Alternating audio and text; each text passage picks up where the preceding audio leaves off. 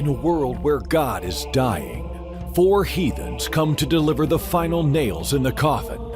From the depths of hell, Satan sends four puppets of the imperialist West and the Zionist Jews against God, Islam, and tiny kittens to bring you their propaganda and conspire for a new world order.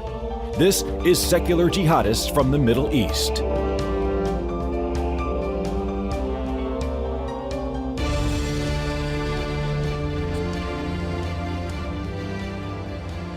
Good evening, everyone. This is Faisal Mutar, the host of Secular Jihadists of the Middle East. السلام عليكم إخواننا المسلمين في بلاد الغرب والشرق وإخواننا في الأمة العربية والإسلامية جميعا. Today we have go back to your country, Ali. So we have the usual hosts. We have Yasmin Mohammed, the author of Confessions of an Ex-Muslim. Hello, Yasmin. Hello, Faisal and everybody. Hi. And Ali Rizvi, the author of Atheist Muslim, from Reason to Religion, and he is the second host, and he has the when is you're giving a talk in Toronto, right? You're giving a talk in Toronto in September? I've got a bunch of stuff coming up. Okay, Toronto, guys. So follow Ali. The important thing is in November, I have a debate coming up in Toronto on Resolution M103, the Islamophobia one. So I'm looking forward to that. And I also have a talk in September. I'll bring up details later. Okay, great. I have a talk happening in a couple of weeks in Cleveland, Ohio. So if any of our listeners are there, then go to my Twitter page for more information. Oh, I'm also speaking in Ohio September 29th. So Cleveland rocks. Cleveland. I'll be there in August, though. Yeah, so anyway. Follow Yasmin. She's speaking in August, so that's this month. That will be great. She's a great speaker, amazing story, amazing person. I love her so much. I love you too, Habibi. And Armin Nevabi. Hello. The troublemaker. So Armin is the founder of Atheist Republic, one of the biggest pages in the world. In the past few days, Armin has been very busy responding to a photo that was taken in one of his group meetups in Malaysia, a country that I went to college in Malaysia, and I lived there for 3 years, and I know lots of it. So can you tell us a bit about this, Armin, before we start talking about our guest? Well, we're doing a live stream about that, and that would be another episode. But yeah, it's just the Malaysian government, the supposedly moderate Islamic country, is now hunting down atheists after our Atheist Republic group in Malaysia posted a public photo of themselves just hanging out, and apparently Allah, being the great God he is, and being the creator of the universe, is threatened by a few atheists hanging out, and the whole religion of Islam is under threat because these people are just meeting up, and the government of Malaysia has to defend the all-powerful Allah from a bunch of atheists just meeting up and just trying to have a good time. And these atheists were members of your group, right? Like they are. Yeah. This is the Atheist Republic chapter in consulate in Kuala Lumpur. Which leads us to our guest, who also happens to start an atheist group in a Muslim-dominated country, which is Jordan. And Muhammad, who by Maryam Namazi recently spoke at the London Secular Conference by Maryam Namazi, is here with us today, or tonight, or this morning, depending on which time zone you're in. Hello, Muhammad. Hello. How are you today? I'm good. Thank you. Did you pray well? Did you pray Al-Fajr so far? Or yeah, it's actually happening right now. Okay. So we're sorry for I interrupting can that. pray outside. We're sorry for interrupting that. So tell us more about yourself, Muhammad. What's up with you? Well, like in 2013, I started a small community group for atheists. We had some Facebook groups, but they never met actually face to face. So what I did is set a date, like a few months beforehand, that at the 21st of March, we're going to meet. And it was so far away, but I kept reminding people each week. And we got to a point where 28 atheists came in, and nobody knew anybody. We just knew each other's Facebook names, and most of them had fake names. So it was like a girl can come in and says, "Hi, I'm like let's say a fake name like Khadija," and nobody knows who's Khadija. Then she says like, "Hi, I'm Nunu," and then oh, you are. Ah, yeah. Yeah, so everybody got to meet everybody, and we started to work like on helping each other when somebody's in danger or something. And then we contacted. Can you? Yeah. I was going to ask you to take it a step back and tell us your journey. So you grew up in a Salafi Muslim household, correct? No. I was becoming a Salafi myself, but my family is actually a moderate family. Mm-hmm. So Salafi again is an ultra conservative, like the Saudi style Muslim, right? Can you tell us more? Can you tell us more what a Salafi means in Jordan in particular? What is it like? A Salafi in Jordan is more about politics, because it is an extreme sect of Islam or of the Sunni faith, but the most of it here in Jordan is like a political movement to control the country and the kingdom, and to start a caliphate in Jordan as well. So yeah, this is what the hidden agenda is, and basically everybody knows that. But still, the government doesn't go oppress them or something. They just give them some rights from time to time. I told you that I came from a moderate family, but when I started going to college for my degree, I started going to the library, and I wanted to check on the sects and to check all the sect books and about Sunnis and Shiites and everything. And I was, okay, the Salafi path, or the more extreme path, this is the right thing to do. So I was reading more and more about it and believing in it. So that's why I was believing more and more about the caliphate, and more about going into either jihad or preaching and converting Christians and Jews back to get them into Islam. I have a question. You said reading more and more about it. What do you mean? What type of books were you reading? Like, are there any material that Salafists in Jordan use, or in Middle East in particular? Do you know Ibn Taymiyyah? Ibn Taymiyyah? Yeah. That's my mom's favorite. So I have two questions for you. First of all, did you have other Salafi friends or other people that were sort of becoming radicalized with you in an MSA or some sort of thing like that at your university? So we have a Muslim Students Association. I guess in Jordan it would just be called a Students Association. I don't know. And it's like, what do they call French kissing in French? In France? Kissing. Yeah, there you go. And my second question is, how did your family react to this? Did they start to get nervous, or were they proud of you? Or so those are my questions. Okay. The first one, I had a friend, and he was studying with me. So he completely disappeared. We didn't know where he is. It was in the beginning of the Syrian conflict, like a few years into the Syrian conflict. Anyway, he disappeared, and then he came back a year later, and he was handicapped. It turns out that he got into Syria and joined the Islamic movement there before even ISIS came in. And he got shot in the leg, so he couldn't be walking anymore. Another friend went to Fallujah after ISIS took over in Mosul. Fallujah, that's my country. Yep. So you just they crossed the border from Jordan to join IQI, right? تنظيم القاعدة في بلاد الرافتين. And that's Zarqawi is from Jordan too, right? Zarqawi, Mus'ab Zarqawi. Yeah, Zarqawi from Jordan, from Zarqa. It's another city near the capital. Anyway, so he actually committed suicide bombing in Fallujah, and we didn't know about both of them because both of them weren't that extreme in college. And these are the only two that I know. I know an ex-Salafi as well, but he's an atheist now. And he lives in a street that is full of Salafis in the capital. So they sat him down as his family and wanted to discuss like his atheism and to be open-minded about it. Oh, they know. So he sat down with them and he said, okay, we'll talk. So one of them asked him, he asked him, I'm not going to be talking about atheism, and I'm not going to be talking about the existence of God. I just want you to prove me that there's something wrong with ISIS, and then we'll start talking. Oh my God. And he was blown away. So they talked normally, but they attacked him later on.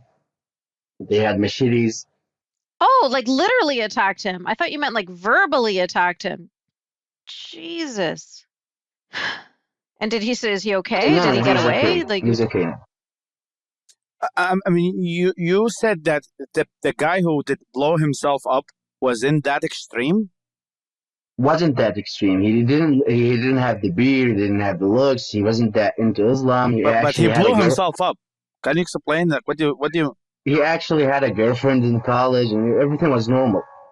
It's like the 9/11 hijackers. That's what they were like. It takes like Yeah. this, and it takes a few months into going and talking to these people that you either go this way or that way, and he apparently got into the wrong way. What did you find convincing when you were from that ideology? Like, what attracted you to it? Actually, I'm just gonna answer Yasmin's question. thank you. My family was actually proud because I was praying every day at the mosque, and I had the beard and I was shaving my mustache. So they were like, okay, he's in the good way. He's a good Muslim now. And about what was your question again? I'm sorry. What attracted you to become more Muslim? It's if you know al-bid'ah, which is like creating something new in the faith, and it was all bid'ah for me. Like it was all new things that are brought into the faith, and it was so wrong for me. So the Salafi path, for the audience, the radical path refuses that.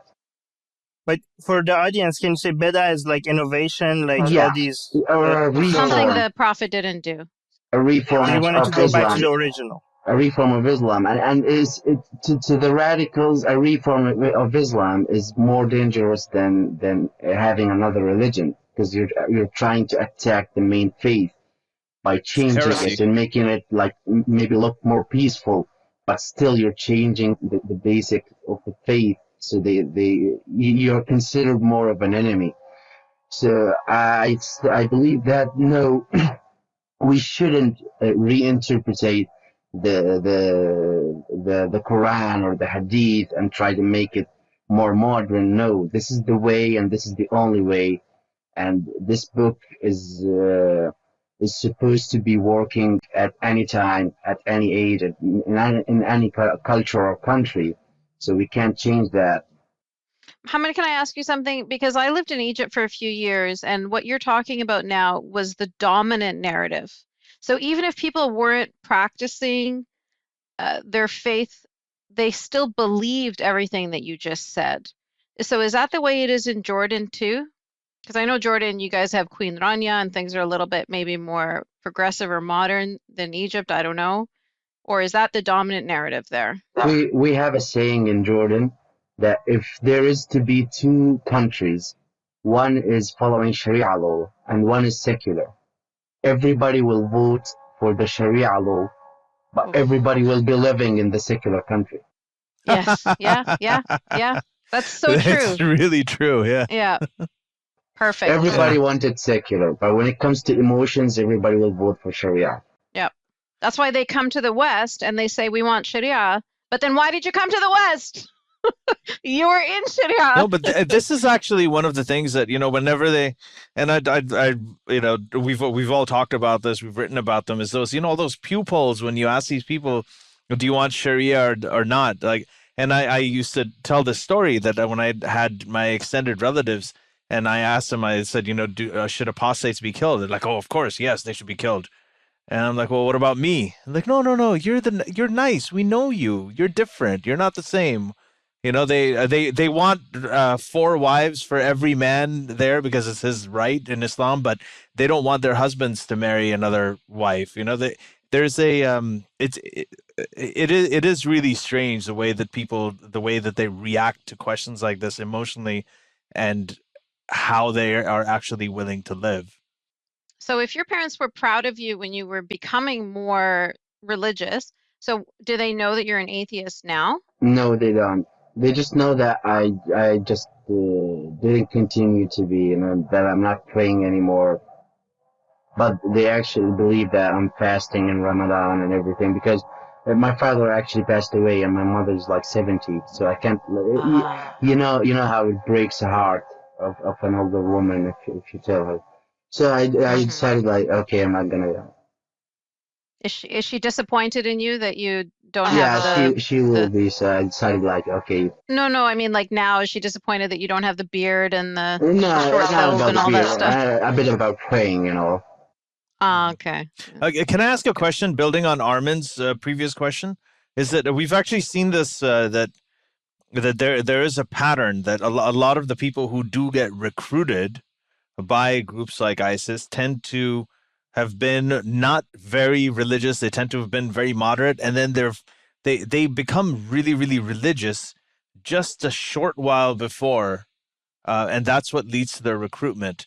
And it's usually not people who've been like super, super religious all their lives. So do you have any idea as to, just based on your personal experience as well, what there is, what the appeal is that is so immediate?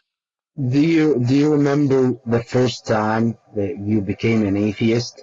How much posting you did and how much talking and debating you did? This is how you feel when you become radicalized. You feel like, okay, this new rush into you, that you discovered something so beautiful, you're going to spread it and you're going to try to do everything in your power to be in it. This is the same thing that you'll feel if you get radicalized. You'll feel like, I need to do something really quick. And you have this rush in you that you can do anything. You can commit suicide bombing or anything. The more you get into it, the more time you spend on it, you say, okay, I'm not going to do it myself. I'm not recruiting other people because I have the experience now. So the same rush that you get when you first discover that there is no God is the same rush that you'll get when you believe in When you discover there is one. Salafism. Yes.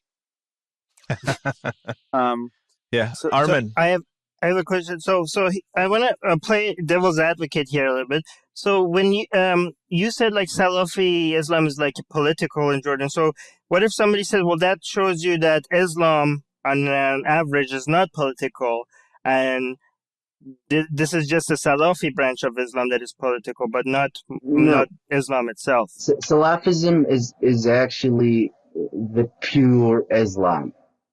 So Islam by definition is political, but the people are just ignoring that. Everybody, I believe in something. Everybody has his own God. Everybody has his own version of Islam. He just picks this and that and removes this and that. Like you said before, a woman wants every man to have 4 wives, but they don't want them for themselves. So they have this version for Islam for everybody, but still a version for Islam for me. So yeah, they won't get political, but that doesn't mean that the religion or the faith itself isn't political. It is, because the only thing that it's looking for is having one great nation with all the Muslims in it. And Salaf, by the way, Salaf, the word actually means forefathers or ancestors, or it's based on the first few generations after Muhammad. So Salafi, it's supposed to be that. As-Salaf al-Salih means the companions, as-Sahaba, and of the Prophet. The original forefathers. Yeah, so I agree with you, Muhammad and Ali, that it is the original, like closest to the original Islam. But I have a question about this radicalization myth, because we always hear about like, okay, so these guys are just living moderate lives, they have a girlfriend, whatever, and then all of a sudden they blow themselves up. So what happened? How did they become radicalized? How did it happen in such a short amount of time? So I think that what people are missing out on there is that when you're born and raised in an Islamic environment, critical thinking is not encouraged. In fact, it's discouraged and it's punished. So you start from the child from very young to rear them towards becoming a a suicide bomber at the end of it. It's not like a surprise. What just happened? It just happened in a couple months. Well, no, you have somebody that you're teaching them, like Armin's always going on about, if you teach somebody bullshit, it can lead to something dangerous, even if it's harmless bullshit initially. Yeah. So these kids have no critical thinking skills. They're taught to just listen, take orders, don't question, just do as you're told. And they're constantly being told, we want to live the way the prophet lived. We want to have a caliphate. We're going to be, we're going to rule the earth. We're going to get rid of all these infidels and kill all the Jews. And this is the constant narrative that they're hearing all the time. So even though we only see a span of a few months where they go from, living a moderate life to becoming radicalized, there's a whole bunch of steps that are taken way before any of that happens. And you just have to tap that. You just have to take it from the wagon. You have to tap that. Exactly. You just gotta tap that. Draw all of that out. No, not that kind of tap that. Yes. Oh my God. But you're right. I totally agree. Haram. Can you tell us more about the education system you brought up the education, Yasmin. I want to know, tell us more about the education system in Jordan. Do they teach Islam? What the type of Islam do they teach? Does it, if someone is graduating from high school in Jordan, what they're being taught? Do they teach evolution? Do they teach critical thinking? What do they teach? Yeah, they teach evolution, but we have it in a small paragraph at 9th grade, and that's the same thing in Iraq. Yeah, there's a few lines about the Quran and how the evolution has been disproved already. In other classes, there are stories about jihad and how to perform jihad and when it is authorized and when it is not, the type of jihad, and the stories in the past about it. There's also there's a reform movement in the country to change a bit of the Islamic way in the teachings, especially for the 1st and 2nd grade students. They have there's pictures of women wearing hijab inside the house and cooking, and then the father walks in and he's just sitting there. So they tried to change it into having the woman inside her house, just inside her house, to remove the hijab and to have mutual relations with the man. And everybody was at the Ministry of Education burning the books because this was an attack on Islam. Because why did you remove on the head of the woman inside her house? Everybody was protesting, and they brought in their own kids to burn the new books.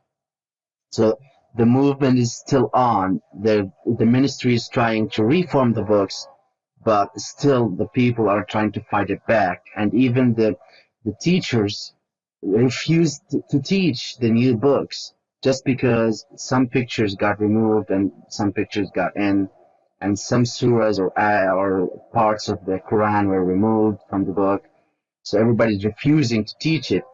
And but still, the Islamic teaching in the country is not like Saudi Arabia. There's only one class about religion each day. In Saudi Arabia, there are different classes of Tawheed and Al-Aqidah and many others. But one class a day is still bad enough.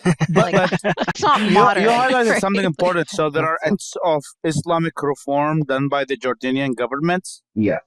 Then it's not about Islamic reform. They're trying about power. They're trying to take away the parts that they believe is helping children to get more and more easy to radicalize.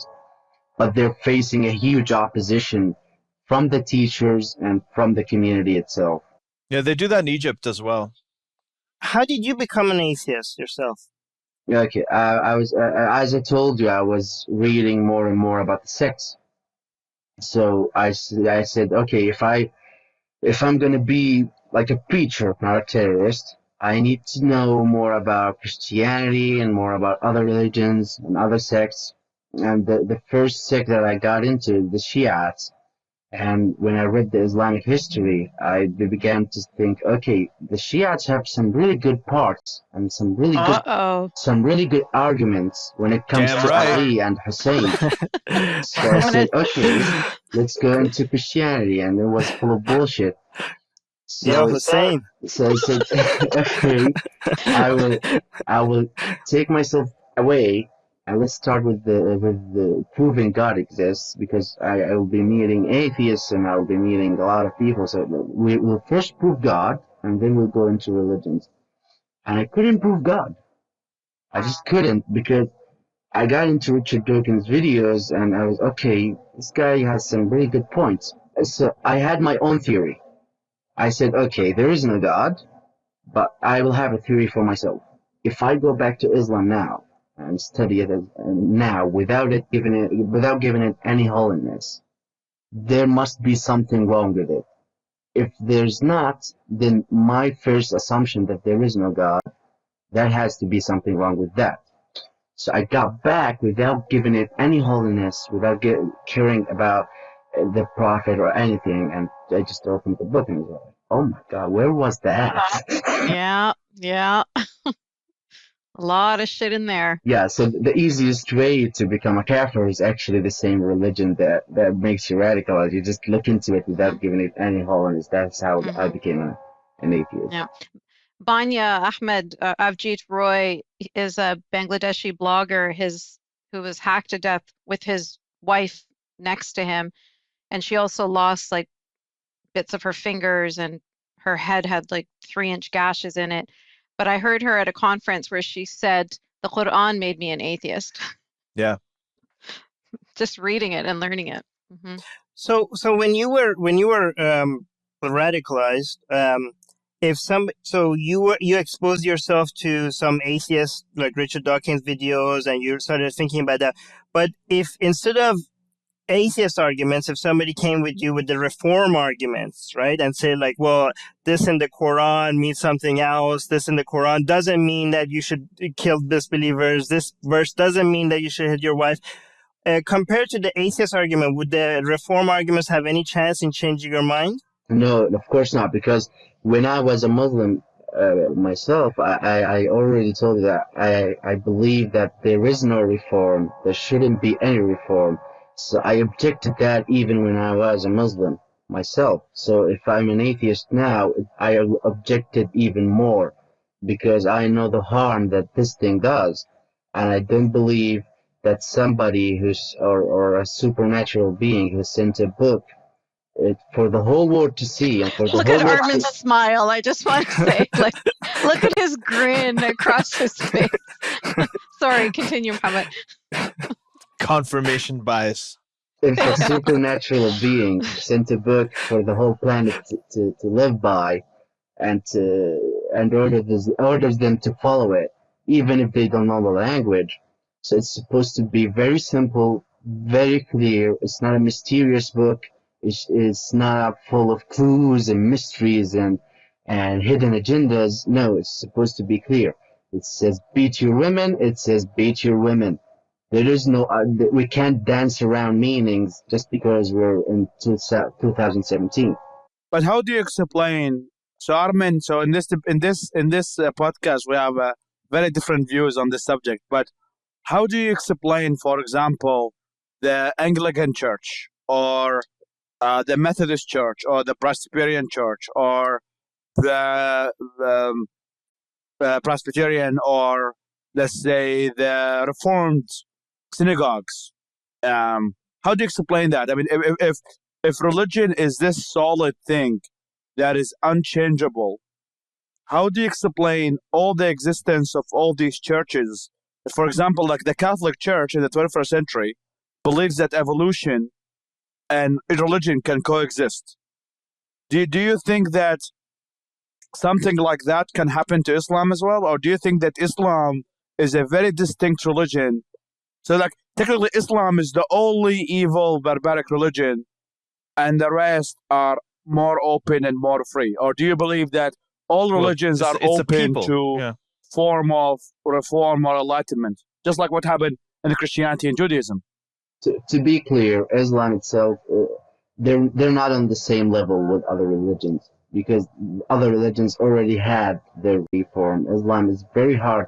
But can Islam be, or is Islam unchangeable? So Faisal, you talked about lots of different sects of Christianity, and you're correct in that. Let's talk about what happens to the different sects of Muslims, shall we? What happens to the Sufis? What happens to the Ahmadis? What happens to your people? What happens to the Shia? They're We not know my what people, happens but to Muslims who Uh, your ex-people. They're still your family members. They're still your community, right? So we know what happens to people who try to reform Islam. It's not like it's a mystery. Can it happen or can it not happen? We already know what happens when people try to do it. One thing, Yaz, on that point is that what we're doing is we're sort of we're comparing different time frames, because everything that you're saying happens to these sects in Islam right now has happened to all of the sects in Christianity that Faisal is talking about. It just happened a very, very long time ago. This is happening a lot more. In fact, it happened to those sects a lot more then, because the Christian theocracy was part of their governments. Now, with Islam, like, even though we see it all the time, right? There is still a little bit more accountability for it. So I think that I do agree with you, but the first step before we can get to that step is separating mosque and state. yes, Can we secularism. hear to Mohammed's answer in this as well? I want to see what he thinks. Thank you. It is possible to reform it, and as he said, that there's a time gap. There's 600 years between Christianity and Islam. If we just consider like 600 years from now, there's a huge possibility that there will be more and more reform into Islam, but the main faith will always stay in, and they will always have the majority, because in other religions, it doesn't specifically say that this is unchangeable and this is the only way that's going to be. So if you just go into the book, you'll just be you'll stick with it, and you can stick with it without the reform, without the whole thing. And it is possible. Adnan Ibrahim, if you know him, he's trying, he's trying a lot to do that. And about the Catholic Church and evolution, this is actually, any religion would do that. You just put science with a new idea or with a new theory, and the first thing they do is to refuse it and to say, okay, you're a kafir if you believe that. The second thing they do is to try not to get that into the community, which are they're doing that in Islamic countries about evolution. The third thing that they do, and Adnan Ibrahim is starting to do that, is to say, okay, evolution is right, but it's in the Quran. Let's try to reinterpret some phrases and say the Quran said that it's something about evolution like 1,400 years ago, which we can use to get more and more Muslims in. Mm-hmm. Yes, more people. I think that's the thing. I think when they realize that, okay, more people are reading this, more people believing this, we have to somehow incorporate it to keep our youth with us. It's kind of what happened with, like, with Galileo and the Catholic Church. It was the same thing. Eventually, when it became very, very clear that, yes, okay, what Galileo is right, they had to find a way to incorporate that. But one other thing I wanted to add, just in terms of time frame, when we talk about the 600 years and everything, there's also technological advancements that happen during these times that are different for each time. For instance, with Christianity, it was a printing press. Before the printing press, there were reform efforts going on, but they weren't really cohesive. There wasn't a lot of collaboration. But after that, when the printing press came out, the whole thing, the Enlightenment, everything became accelerated. Right now, what we have is the internet. And we talk about, sometimes even in a few decades, when you had Salman Rushdie going into hiding for a decade, and now we have, this podcast, we have ex-Muslims meeting up, we have open and out ex-Muslims speaking from Jordan. Of course, it's a very tiny thing. And for the vast majority of people, I mean, I don't want to downplay it. Most people are really, really like the Malaysian atheists that Armin has been dealing with from the Atheist Republic chapter. They're under very, very real threat of death. But I think we should never downplay that, but we shouldn't also downplay the fact that there is some progress being made, because if we do, then that negates everything we're trying to do over here, right? In a way. So just to be clear, what's happening with other religions is not that that religion reflected on itself and decided to reform. It's other people. The people did it. No. My point is something else. My point is other people pushed for the truth, and then the religions in order to stay relevant, they kept on agreeing to the truth. It wasn't that people came to religion and forced it to be modern. It was because the religion, in order to survive, had to sing a different Exactly. tune Yeah. because other people were fighting for the truth. Right. You know, not because religion all of a sudden became more moderate. They're just trying to survive. And guess what? We should deny them that opportunity to survive. Like, we should show that, we should expose them for what they actually represent, which is not the truth. Yep. I just want to make a small point, teeny point that I just want to make, and I just want to say that because Islam doesn't have a pope, I think that also makes things a little bit different, because the average person doesn't really know that much about their religion. They haven't read about their religion. They don't feel like they're scholars and they can make decisions on their own.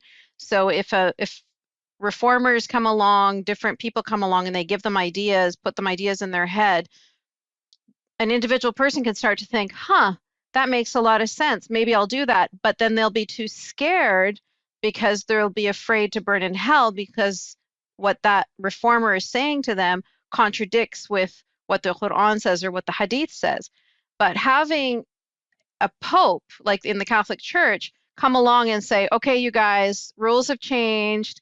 Now we're actually okay with, not atheism. Actually, he was okay with atheists, wasn't he? This latest pope. Well, I wouldn't say okay with it, but not okay, but he's like, yeah. But you know what I mean? Like, he can change the rules up, and it makes the average Catholic person feel like, well, if the Pope says it's okay, then I guess my soul is safe. But there is nobody in the Islamic religion that can do that for the average Muslim. So I have a question for Mohammed? Mohammed. I mean, the other thing would be, Ali raised the point of the printing press and the role of the printing press is in creating enlightenment and open-mindedness in the Christian world. My question for Mohammed, as a president of an atheist group and a president of thinking group, what do you think you guys need to do to create more people like yourself in Jordan? Or, I think Jordan is also a country in the Arab world, so maybe what can be applied in Jordan can be applied somewhere else. Like, what do you think you guys need and for to create another enlightenment in the Arab world? Yeah. And also, what can we do over here to help? Okay. Well, first of all, if we can get an official organization in the country itself, even if it's just a secular organization, we can have the publicity, we can have meetings, we can have public speaking without bringing on atheism, people closer and closer to wake up by their own. If you just give people the choice to think, you'll give them an opportunity to reach out and to find the truth. This is the main difficulty we had. We tried to open just a normal political club about like a civil state, but we couldn't get that. And now, after a few years, there's a secular movement in the parliament. We actually have a secret, I can't say his name, a secret atheist in the parliament itself. So we're getting more and more into this, and we're trying to use that and to have a political party that is only seculars. But what we need, as you said, the printing press, what we need is figureheads who can go on public debates with the Islamists themselves and to show their faces in public and say, because like I can talk here all the time, but it takes one post on Facebook to Muslims. Like if we keep this is what I tell the group, if we keep secretly meeting and secretly talking about science and Islam and all these things, we're educating ourselves, but we're not doing anything here. We're just sitting in a closed room and saying the Prophet said this and that. But if we go out, if I have the numbers who can go out and speak in public, yes, it will make a change. But if we keep... But would your life be at risk? Would you be able to do that in Jordan? It will. This is my main issue. is what is the path to take? If we risk it all and we say, okay, we're going to do this in public, there's this huge threat, and the whole movement might go down. But what I told the guys in London was, if we agree on a certain date that we will all go out in all countries, it will be a major cause, because the West doesn't think that we are very important.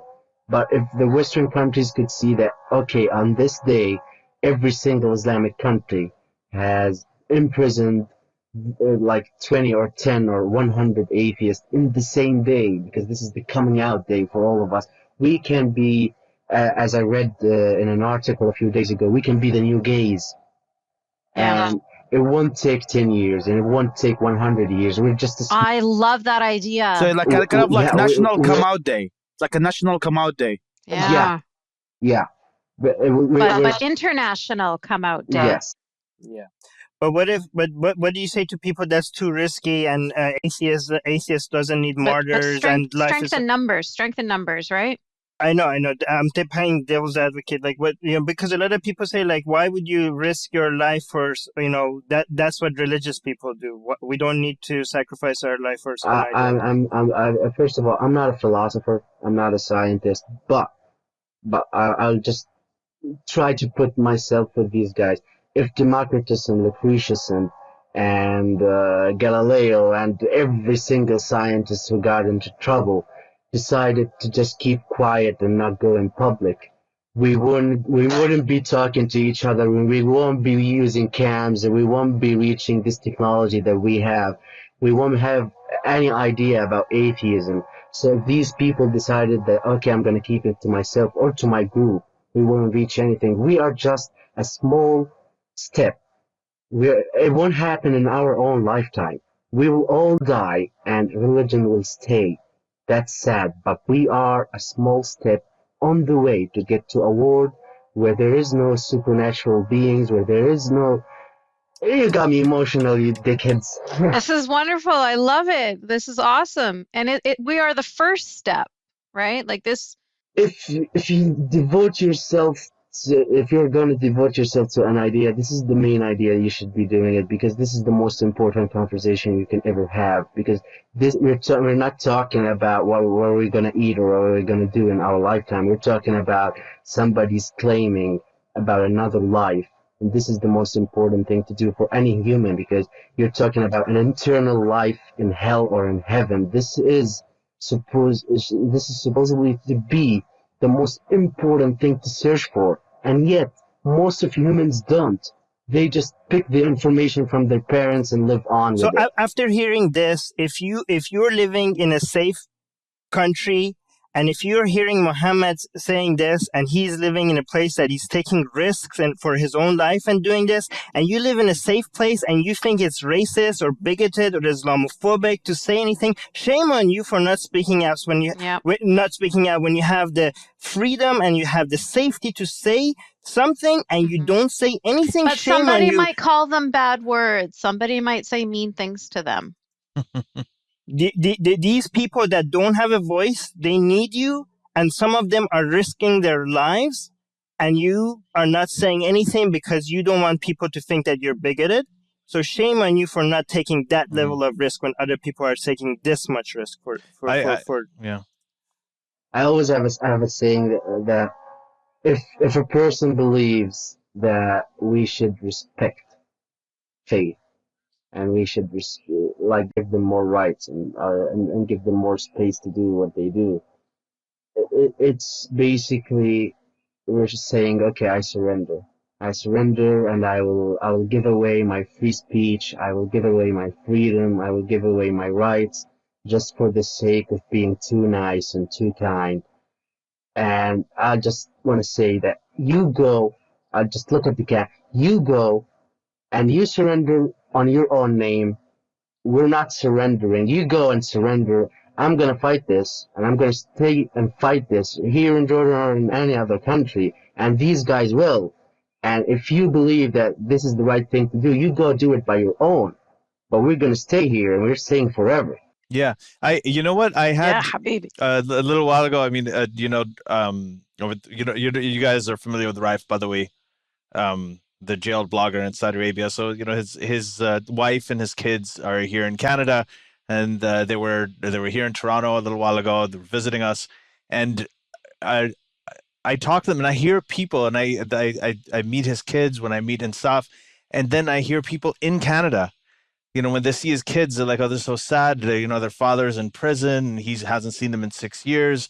Why even do this? Why not just forget about it and just spend time with your kids?" And I'm sympathetic to that, and I know for a fact that there's nothing that he would like better than to do that. But I always tell them, I'm like, you're in Canada.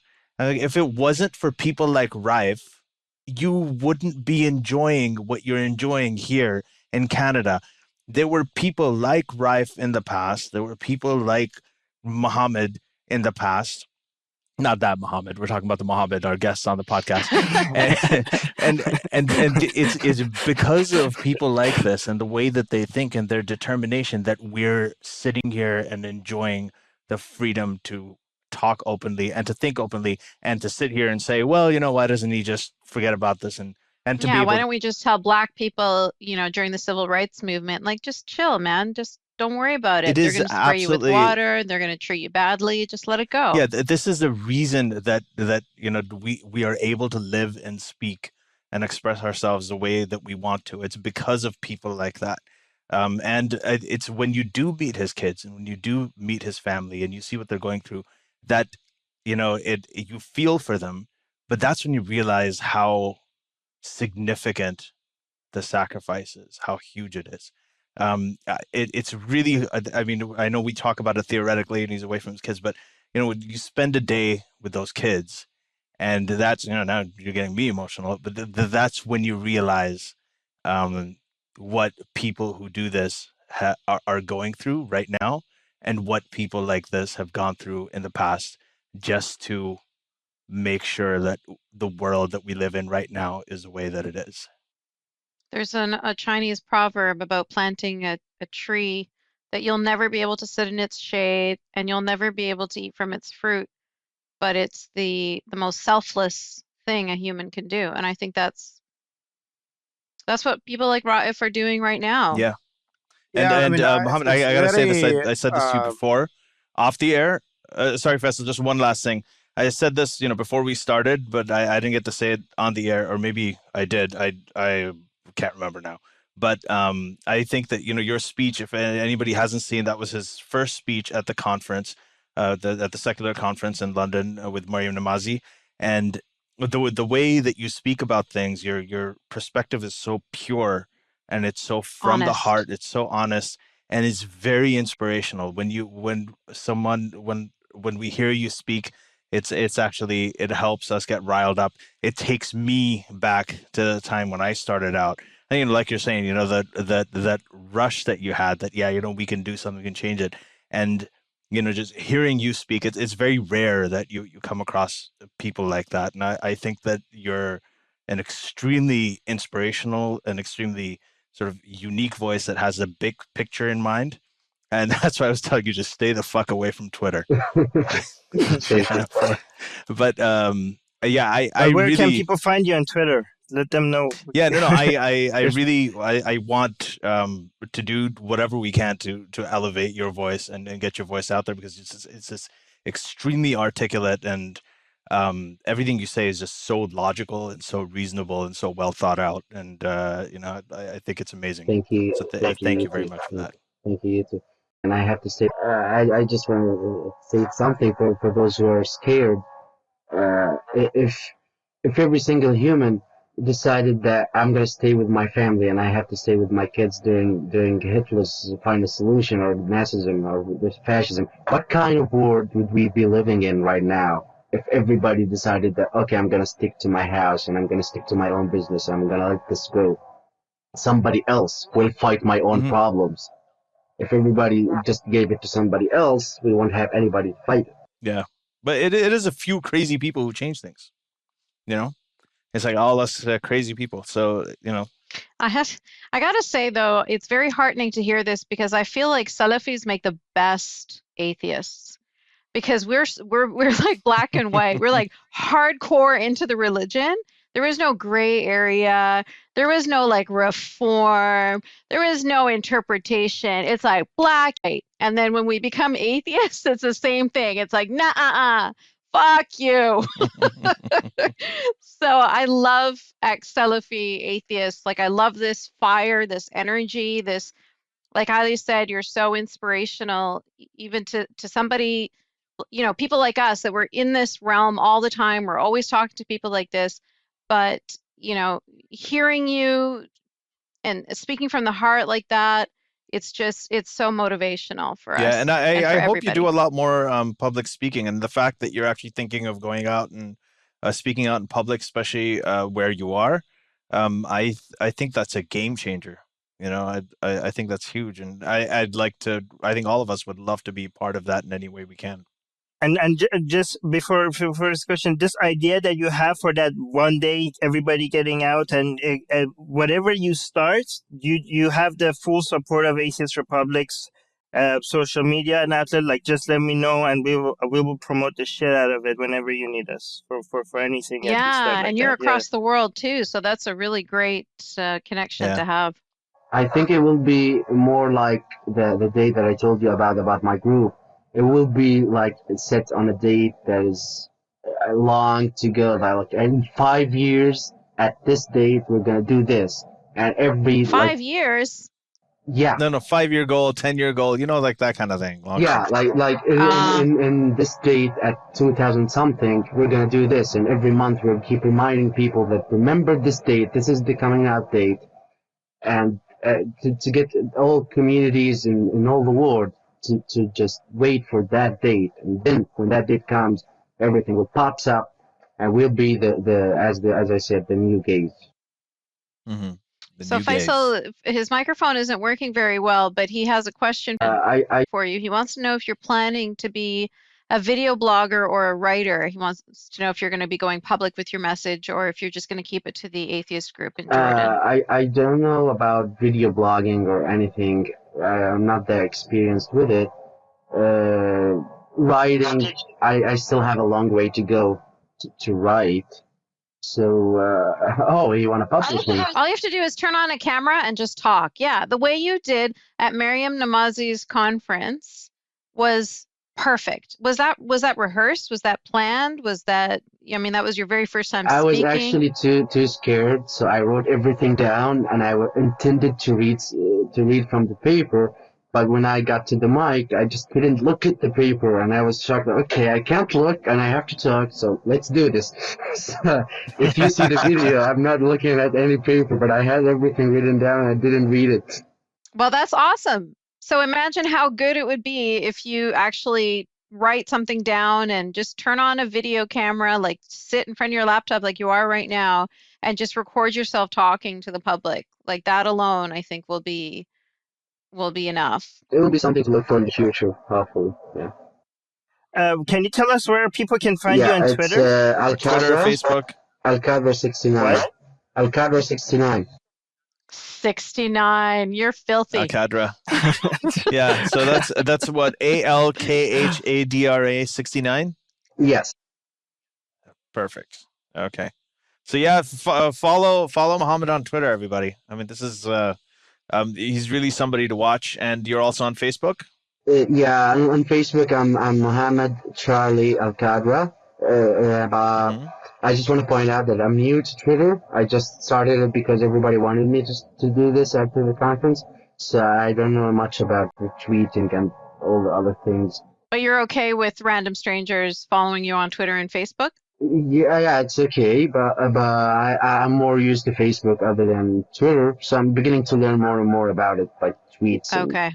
And yeah. So again, folks, that was Mohammed Charlie Al Khadra. And one thing, I guess to close, I wanted to ask just about your group, Jordanian Atheists. So I know I wanted to get an idea of, that just generally what I've seen just in terms of polling and my own anecdotal correspondence, but also specifically in terms of polling, is that the percentages coming out of a lot of these Arab countries and Muslim majority countries show that there are millions of atheists, not just non-religious, but atheists. And these are just the people who report to the polls, and they're probably underrepresented. Yeah. So what is your sense of what's going on there? There's a lot of TV programs in Kuwait and Saudi Arabia talking about how there's a rise of atheism, and there's there are all these articles coming out, and it seems to have really burgeoned in the last 5 or 6 years. So do you have a comment on that? Do you know any, just based on your experience? Yeah, there is a huge number of atheists in Jordan, but they're not in the group. There's a few problems that I would like to address. There's the left movement in Jordan, or the communist movement. They have these atheists, but they're not like open-minded or free people. They just choose not to worship God and to worship people. They worship Bashar al-Assad, or they can worship the Soviet Union, and there are also homophobes who are atheists as well. So all these people are not part of any community that I got, and even the community itself is full of scared people who don't want their names out or don't want their faces out. So this is why I'm thinking about, okay, let's start a new movement, even if it's like 10 people. We start a council for ex-Muslims in Jordan, and for people who are only open, and let's keep the other group just a community and just people who are going out with each other, just friends, and we'll have a more open one. But the numbers are much greater than any other group, and the numbers are greater outside the group. In the Arab world, there are also old folks who don't even use Facebook, and they are long-time atheists. We just meet, like the guy in the parliament I told you about, and they're like some old guys I met. So the numbers are bigger than any Facebook group, and they are growing more and more. But there are some bad parts in them. Like, there are some youth who just denounce Islam out of being trendy and out of being there is a trendy movement in the Middle East. That's Sounds still like a symptom. Iran. That's an interesting that always kind of happens. I mean, even what you're saying is communism is the path through which a lot of people in many Muslim majority countries and Arab countries actually came to atheism, even back in the 60s and 70s. And it's weird because communism is essentially a religion. It's just a people-based religion. It's not. I mean, communism is no different from anything. It's still authoritarian. It's still totalitarian. I've never really seen a difference between the two. But I think you're absolutely right. I think that there is they do come in different colors, and usually, like when even with the LGBT movement, when it became more accepted, it did become kind of trendy in a way, and whenever you have that. I think that's a good sign. That shows if you can make it like cool and trendy to be atheists, and even the assholes are coming and sort of talking about it. It's a symptom. It's not great. It has its own problems, but it tells you at the very least that something is going on. Yeah. Yeah, but it's good to be clear-headed. I'm glad you're aware of all those things, but yet still very clear on the rationality and the aspects of it that you value. Go ahead, Faisal. What? Just write it down. I can. Oh, I heard him when he was meowing. He said you could change your hairstyle or something. Yeah, I don't know like what he's right? saying. I think. Yeah, I did just today.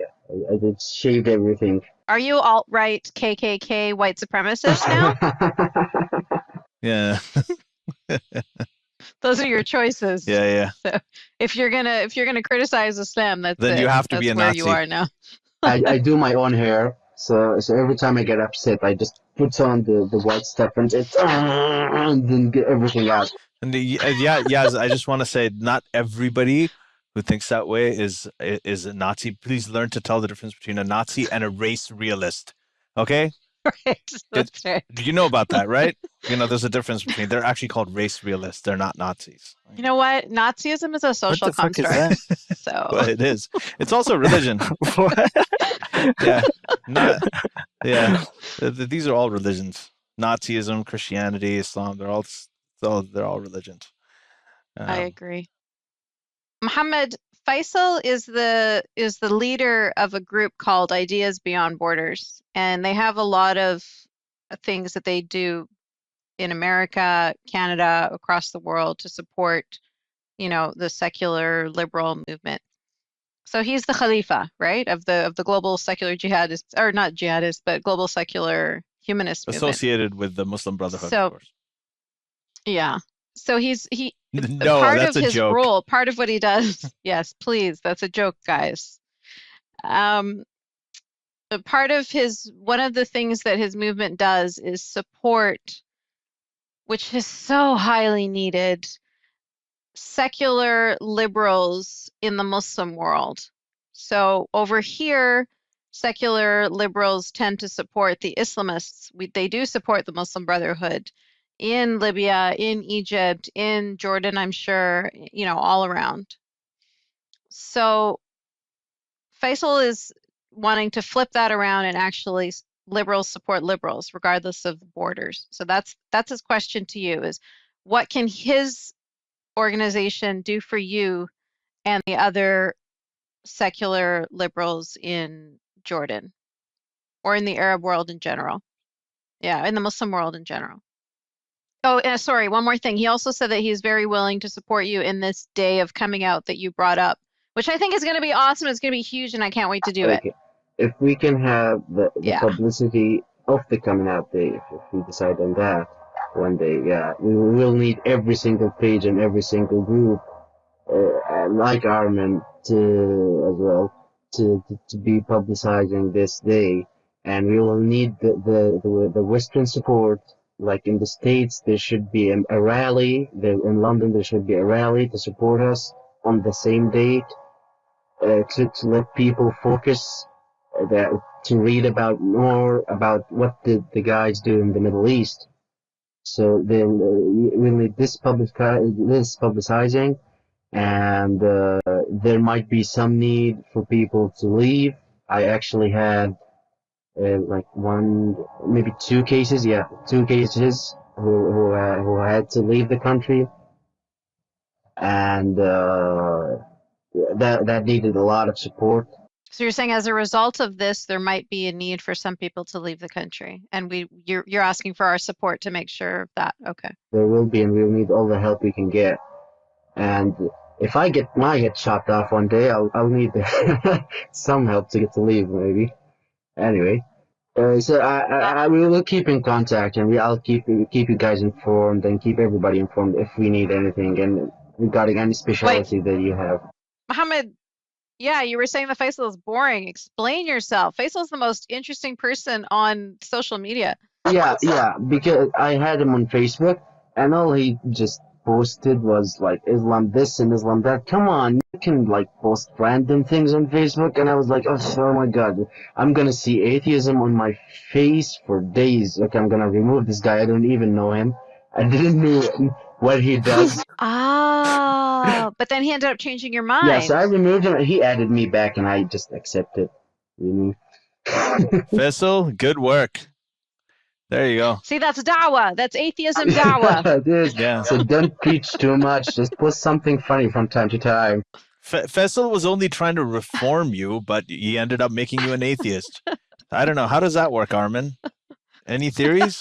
Oh no! We're opening that can of worms. We want to start the Iran-Iraq war again. No, I'm not gonna start that fight right now. I'm actually inviting Faisal on the Atheist Republic YouTube channel to have the friendly discussion about his organization and also this debate between me and him. On this cool. topic. That'll be fun to listen to. Actually, when I met Armin, and I don't know who told me that he's the founder of Atheist Republic, and I was like, oh my god, this guy, this small guy, this one, I imagined like an older person, taller, and he's like, this little person, he's the one, okay. So he did it. It's a beast. Atheist this Republic sweet is little a beast. Guy here. And Atheist Republic is in headlines all over the Hey. world right now just because of... If you think I'm little, you should talk to my wife. Oh, whoa. Hey,